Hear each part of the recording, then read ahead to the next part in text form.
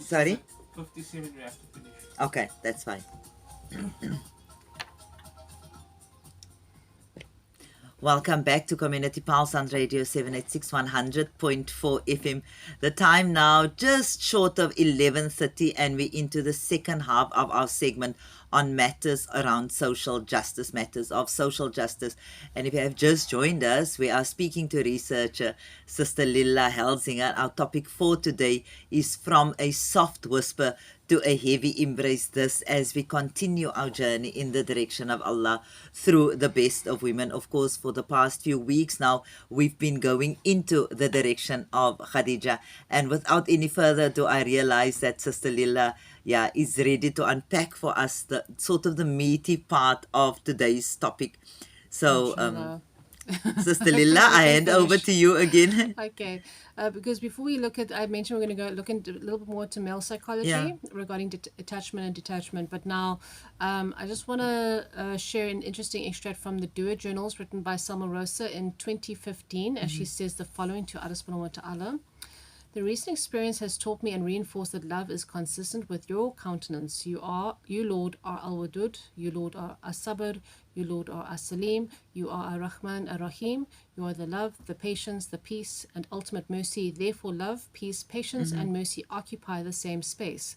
Therefore, if a woman really loves a man, then she will find patience in the love and not rush things. She will feel a sense of peace and closure, knowing that she is doing the right thing and having a clear conscience in her submission to your will. She will not feel anxious or impatient. She will feel compassion and mercy not only for him but for his family, and that includes his wife. She will have enough goodness from a spirit of true love to respect and honor the position that his companions and relatives have in his life. She will love everything about him, his children, his parents, his friends, his hometown, where he's been, his virtues and shortcomings, his talents and character. She will love everything about him so much that she will love his family and his companions because they are part of him. She will also love his wife because she is a part of him. She will love, if she really loves a man, then she will honor and appreciate not only the relationships he has with his family, but the relationships that they have with each other. We can't love the Prophet ﷺ and not love Khadija radiallahu anha or Fatima radiallahu anha. She will want to protect the relationship between the mother of his children and his children, as well as the connections he has with his in-laws and the way his wife interacts with his family. Love is patience, love is peace, and love is mercy, and is filled with grace and humility. Any woman who pursues a man who is married with kids doesn't love him. If she doesn't care about his children's future, if she isn't concerned about his marriage, his morals, his hereafter, and his relationship with his creator, then she doesn't love him. If she really loves him, then she will want what's best for him and his soul. She will put his family first and leave him be. Obviously, that has to be looked at within context. Besides the interesting mention regarding how love for the Prophet Muhammad ﷺ would naturally translate into the love of his women, especially the two best of women mentioned, this extract also gives us opportunity to look at the difference between love and limerence, and how true love sustains marriage, thus the second half of the deen long term. So who does Allah subhanahu wa ta'ala love again? The do-gooders. As opposed to those who do wrong. Love inspires us to do good, be kind and selfless. Limerence inspires us to do bad, the wrong thing. The purified, love inspires decency while sticking within the bounds, and limerence obviously inspires people to cross boundaries and not guard themselves by seeking halal relationships via the correct channels, or people will destroy halal relationships in favor of random attraction. That's limerence. The God conscious. Okay, I've even heard non-Muslims or prospects say that the person they love inspires them to think of God. Or that there is a higher being. Some people actually have an increase in iman because of true love. But limerence does the opposite, because like any drug or addiction, it causes you to lose connection and focus to the divine and all good sense of sense that comes with that. The patient, sabr, means extensive endurance. So what this means is that you can hold the energy of your nafs for a very long time and not give in so easily. If you truly love someone, then you can be patient, you can detach, you can let them go, you can hold your lust back, you can bite your tongue, you can avoid responding to triggers, you can let them go to the cave and let them meditate for a while.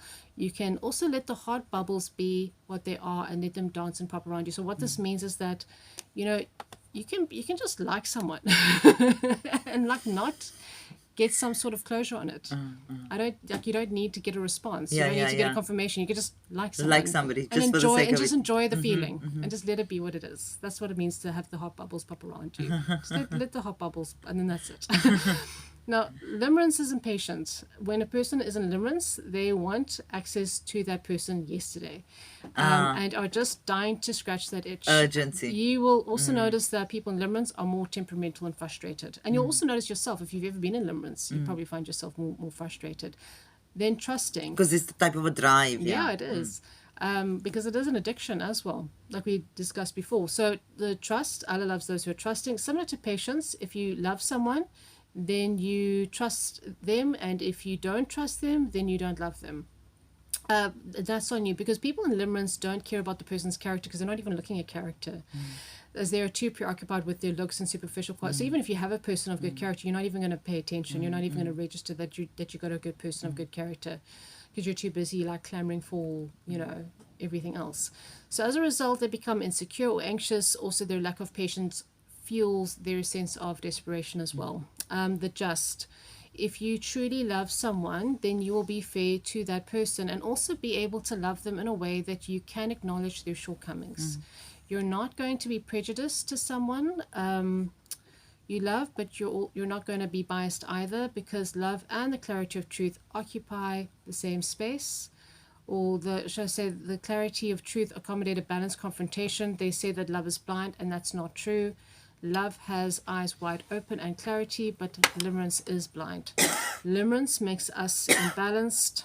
It makes us turn too much of a blind eye to wrongdoing. It makes us ignore the red flags, and it also causes us to go to the other extreme of flipping out at the person over little or trivial things, which relates to the previous issues of lacking patience and lacking trust, that makes the person in limerence irrational. So you find when people have affairs, they're all hot for each other and then they blow up at each other. That's fairly typical. That's been observed rather consistently. So also, unfortunately, if people get married for the wrong reasons, Of course. then they have their honeymoon and then they blow up. So you got to make sure that the niyyah is correct there, inshallah. So those ensure are the longevity, seven. yeah. So those are the 7 signs as to whether you are in real love or limerence, because of course that's consistent with something higher. So I was talking to a Christian woman years ago, and she's one of those people that will read and attend lectures and takes notes. She's very conscious and diligent, and because we both have a very thorough, I wouldn't say thorough, but like we're both quite conscientious, or we like to research, and as a result we both feel secure in ourselves, and we can have these conversations where we compare notes or have common ground. So the one day we were talking about a biblical verse, and she was mentioning, because she was doing a course, and then she was taking notes, because she's very diligent and very good that way. And then she mentioned the verse, love is patient, love is kind. And whatever corruptions there may have been in the previous scriptures, I very much doubt that this verse is one of those corruptions, because it's just too true in its universal appeal. And so she says that the speaker or the lecturer was saying that patient is to refrain from doing harm, and kindness is to do good. So simply put, love is to not do bad, but to do good. That's it. If love is patient, love is kind. Love is to do good to the other and to refrain from doing bad to the other. Simply put, that's it. That's love. And another definition of love is that love is a choice and love is a verb. It's not a feeling and not something that happens to you like a magic spell. Unfortunately, too many people have this attitude. Love is something that must hit me. It must something that I must feel. It must something that must... No, it doesn't work that way. It is a choice and it is a verb. Allah subhanahu wa ta'ala has chosen to love us. And again, his love is a verb in that it's in action all the time. All the time, yeah. We are being loved all the time. And it's actually easier, especially from an Islamic perspective, it's easier to detach and create just the right amount of space and balance in relationships if you're in constant awareness that you are loved with bountiful favors that surround you all the time. And now, speaking of space and detachment, relationship expert Matthew Hussey conducted a survey where he asked men in general what made them hesitant to commit, and most of them said that they're afraid to have to give up their idiosyncratic attachments to their space or their him time, his time. So this is actually a thing. This came up quite a lot. And when I was a teenager, I asked my dad, because I'm not coming from a Muslim background. I'm coming from a background where a lot of the guys go to pubs, a lot of people have one night stands, and I said to my dad, but because I'm thinking in the future of me getting married one day or being in a commitment. And I said, but like, Dad, why, if a man can have a one night stand, because in our society they could, why would they want to be in a commitment if they can get what they want, however they want? And my dad said, look, we all want love. We all want to be, because despite those urges, and even, Because that would be even premised despite, on the fact that there's only one thing that they would want, which they would obviously then gain from a one-night stand. yes, and it's not the only thing that they want. There are a lot of men that Exactly. can have that, but that's not actually what they, because they also have their emotional and spiritual needs Exactly, as well. exactly why I'm saying that a one-night stand would only tick one box. Exactly, but like there's more that they want, also being human beings, Of course. spiritual beings, emotional beings, and but so it's not necessarily the lack of variety that puts them off the commitment. It's actually the lack of space, the lack of identity, the lack of independence. Those are the real issues. So one man said that he was afraid to lose his identity, another said his independence, reclusive habits. As an example, Matthew Hussey himself stating that he was worried about committing because he was concerned that he was going to lose his listening time that was negotiated in the clause of the commitment, and of course his Seriously? wife, and she was like, no, of course you can have that. Yeah, but that's the weird hang up. So some men have man caves. I know of a married brother who goes and sits at the beach by himself, and even the extroverts need time out. And some parts of the world, some men go hunting and some go fishing or camping, but they go somewhere. They go somewhere in nature. Like Wim Hof expeditions also cater to this, where they have men going to Poland to do the breathing, and then they jump into icy cold lakes. And alhamdulillah, some brothers use the mosque. The masjid is a good place for sanctuary. Hint, hint. So I have this theory that most of us are running off cellular memory, and hence the generational trauma in ourselves. In ancient times, men would go off hunting or go to war. They'll sail on ships, go on trading routes, various other expeditions. So how many of us are descended from great-grandfathers who left homes for periods of time and then returned? And since the industrial age, men especially have had to work and go straight home to sit with your wife and kids. And most people listening would respond that should be grateful to have a job and grateful to have a family. So why the midlife crisis? Shouldn't he be content? And I'm not pandering to the brothers at all when I question whether the way we have set ourselves up is natural. Like the system, this whole sort of 9-to-5 factory work system, I question how natural that is and how healthy that is. Of course. Considering he's been pulled into. Now, the Prophet Muhammad ﷺ is being pulled into, like nicely pulled into, an entrepreneurial partnership. You understand? So he's not an employee. He doesn't have to work 9 to 5. He's not there Monday to Fridays. So because when you're an entrepreneur, look, entrepreneurs actually work harder than everybody else, but their time is still more flexible. So if he needs to go sit somewhere and think, and Danlock also said like he has his thinking time. I think people need that. They need that space. They need the thinking time, that meditation. So I'm kind of looking at it in a broader universal aspect. And it's interesting and poetic that the Prophet Muhammad ﷺ chose a cave as his meditation spot, because although mountain peaks have been referred to in the masculine in regards to the feminine earth, the cave has been seen by many ancient civilizations as a type of womb. So much so that the opening resembles a uterus. So like, for example, the Utroba cave in Bulgaria, if you look that up. But now, before prophethood, the Prophet Muhammad ﷺ was almost living in this cave, while his loving wife would she would give him the space to sit there, and she would go and drop off food on occasion. And then his desire to sit in the cave could be a prophetic intuition or pulling him to keep him in station for a period of time. And it looks nothing like the Utroba cave, which is just as well, because I think the brothers would be very embarrassed to go visit it. And the other caves that resemble the uterus, but it's still interesting to compare it to a womb, the experience as a type of birth, because in that moment of revelation, when he has that moment of revelation, he was gripped over his whole body, and that reminds me of a birth during contractions. It's so similar. So there's so many parallels to that, and we all know the famous first verses that came with the angel Jibreel. Iqra bismi rabbika alladhi khalaq khalaqal insana min alaq. In between those ayat, the Prophet Muhammad ﷺ says that he can't read, that he's illiterate, while the vibration. So it's like contractions. So there's like these breaks in between, just like how contractions work. And it's interesting because now the Qu'ran shares the same root with Iqra, which comes from Qari, which means to read. And remember, we spoke a lot about literacy, Yes. and how it impacts not just business, not just Yes, wealth, but how it yes, of impacts course. society. Because And not just literacy in its most narrow sense. yes, because I was told by my teachers at Darul Rashid that the Prophet Muhammad SAW was also Sallallahu Alaihi contemplating the ills of society, the same destructiveness that has affected women, and the imperialist correlation between the imbalance in gender issues and other societal problems. They're all connected.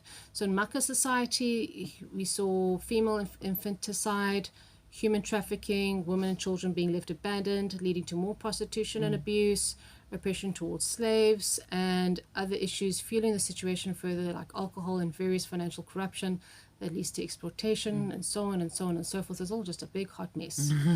So there was an African American woman who said that she can't separate her racial issues from her gender issues. So she can't separate her struggle. No, of course as a, you can't. She can't separate her struggle as a black person and her Classism, struggle race, as of a, course. because it's all shares a common enemy. There's a similar, so it makes sense because both are targeted by an imperialist, fascist, or colonial society that seeks to create a hierarchy, but then that same system pretends to be peaceable in today's day and age and separates the causes, much like race and gender, as they are two different things, but they're not. They're very much connected. So we see a similar pattern with their society as well, and he was apparently contemplating that, and then he gets gripped with this, Iqra bismi rabbika alladhi khalaq. So because what happens is in today's day and age, in a secular environment, that gets split. But now here it's like aim big and let smaller things fall into place. Starting with read, starting with literacy, starting with the word of Allah subhanahu wa ta'ala.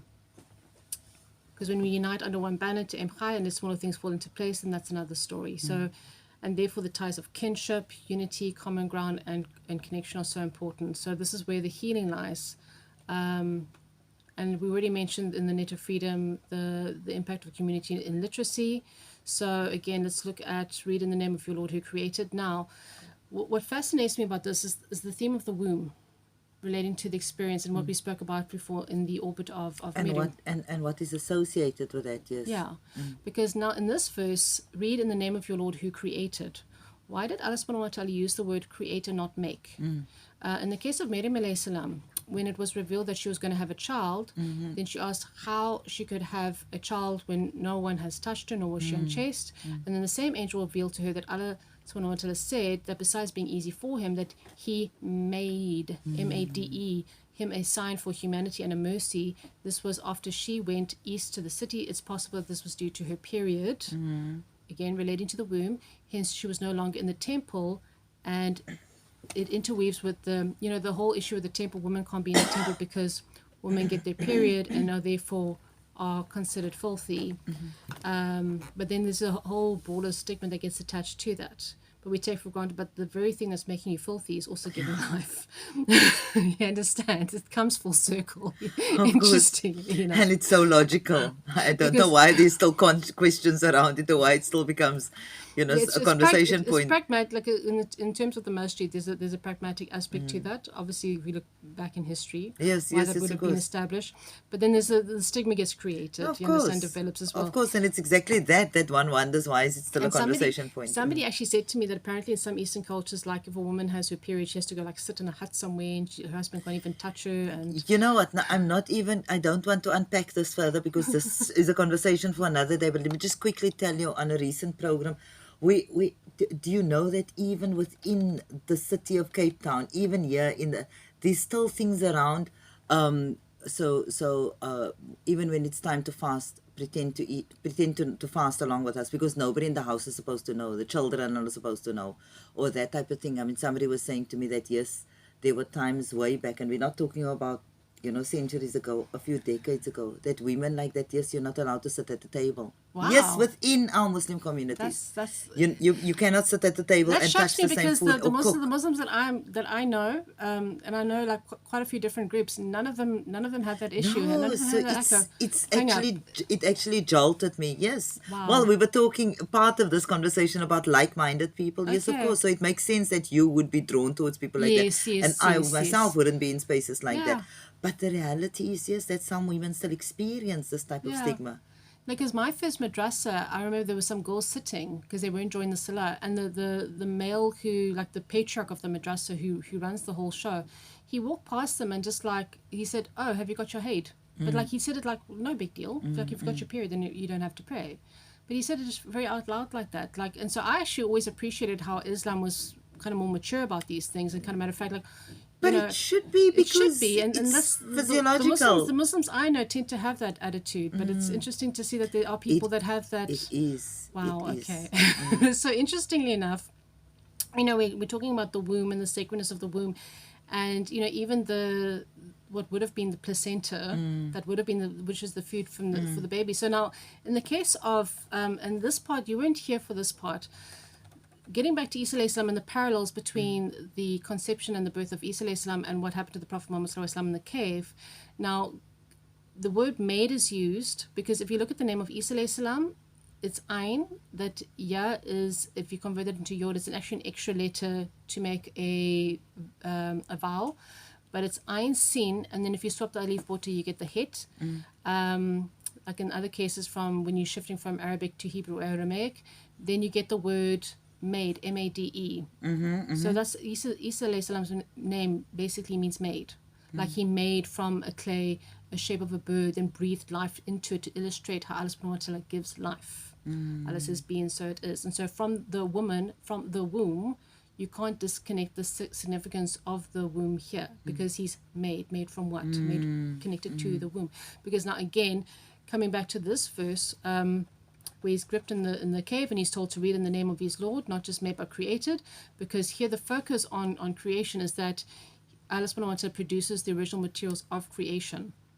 Make us to take something and to make it into something else. So then again, we come back to the womb, as then it goes on to reference that Allah subhanahu wa ta'ala created man from alaq. Alaq is an attachment that shares the root with the other words that relates to things that attach, like a hang in the comet. Remember we talked about this, the Islamophobes trying to mistranslate, to dismiss Islamic embryology.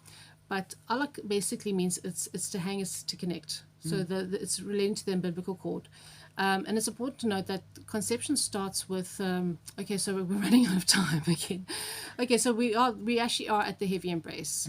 And so what happens is the Prophet Muhammad sallallahu alaihi wasallam, we know that he runs to his wife, and she embraces him and she comforts him, and we see the quality of justice and fairness with the way she responds to him and says, I just want to, because he's now not sure what's happening, am I being mocked and what have you, and she comforts him and says, Allah subhanahu wa ta'ala wouldn't mock you, you're good to the poor, you're kind to people. And so we see quite a variety, like a bouquet of beautiful, virtuous qualities that she displays in her love, affection, and compassion towards her husband. So inshallah, next week we're going to look at, because we're now going from the direction of Khadija to the element of Fatima, so we're going to be looking at how Khadija alayhi salam sacrifices everything.